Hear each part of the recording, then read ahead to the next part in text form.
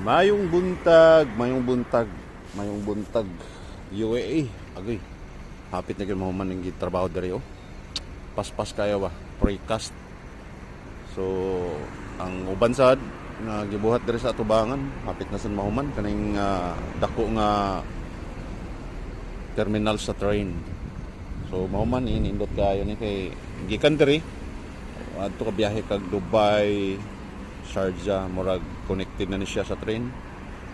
So nadiha sa likod sa Phoenix. So magian na to. Ato na videohan niya. This is the train terminal. It's almost finished. Almost more than time was 1 to time. Here construction is 24 hours.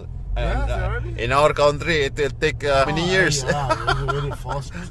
Yeah, here very Maybe fast. this train is going to See?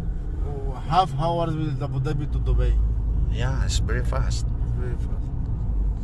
Very nice, very nice. Very comfortable for traveling people. If you travel from here to Dubai, it's very easy. Alright.